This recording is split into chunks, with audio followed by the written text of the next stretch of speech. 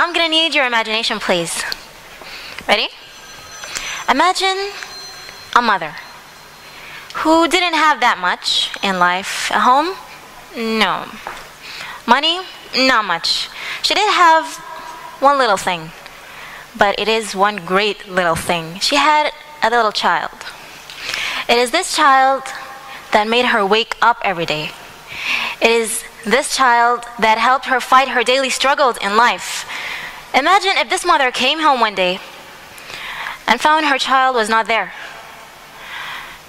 Imagine a little boy who's an orphan. Oh, that's really sad. And he gets bullied by the kids every day, and he doesn't have any friends. No one defends him, and he has no one to talk to. That's really sad. What if you knew someone who was going through something like this? What would you do? I'm sure everyone would want to reach a hand and say, I want to help. I'm going to help you, right?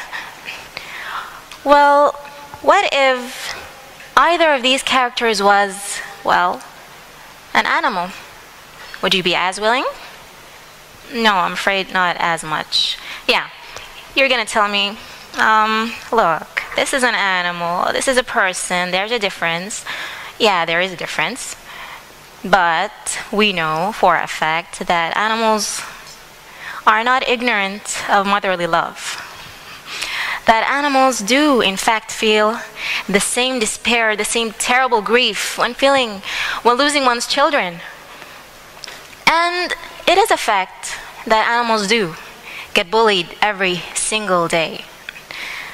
And they do, in fact, have no one to talk to because they can't.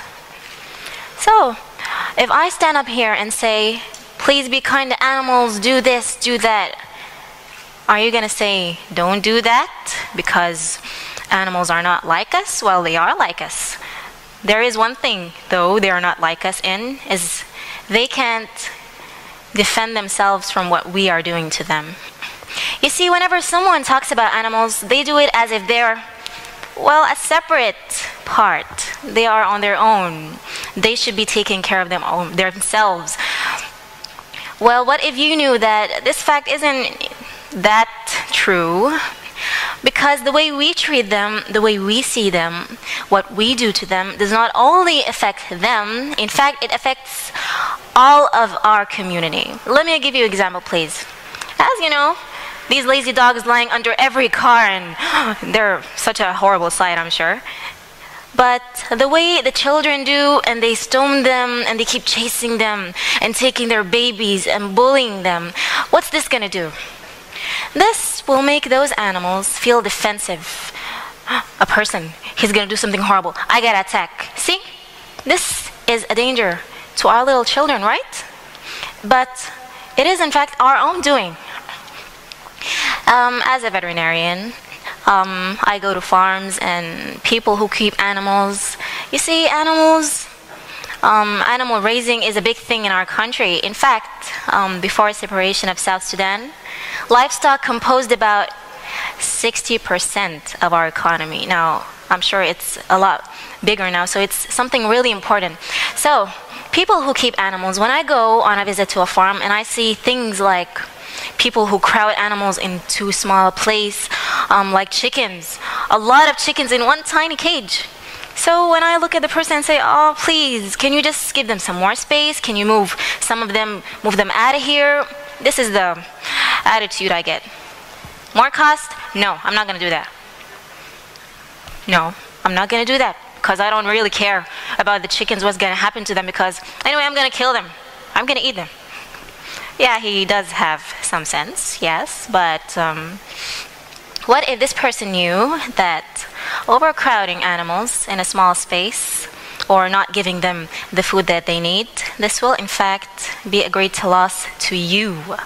Because what will happen is this will put them under stress, and this will make them vulnerable to disease, and one day you're going to come home to your farm and this is what you're going to see. A whole lot of dead animals. Now tell me, where's the last now? You know what a carro is? A cart? You know what a cart is, right? Oh, this is a stupid question, because this is something we see every day, everywhere, literally in every street. Donkeys everywhere. So, these donkeys are maybe the backbone of our country, and we don't even know that, because they transport things like building material, foods and vegetables from the different markets. So this is a really important part of our country. What if we decided to take care of them? Let's see what's going to happen. See, there's an inventor, and his name is Mr. James Havel.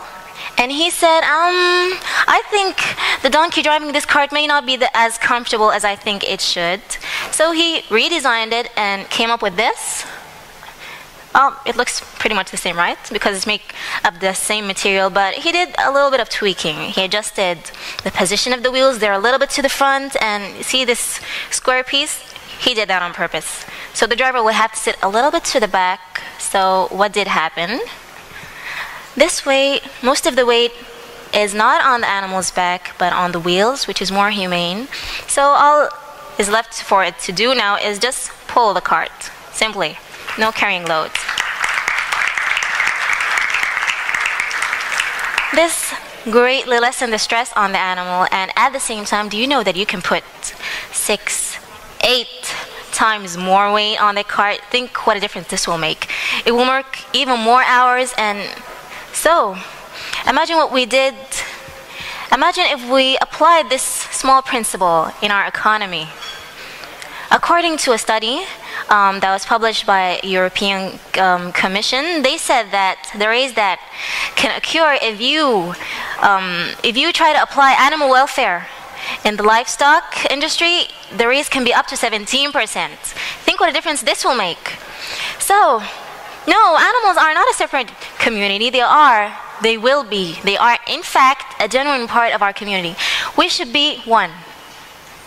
We should be one, and we should act like one, and we should take care of each other. Because this is the message that we are all want to be one. So let's help each other build this country. Let's help each other make a better Sudan. Thank you.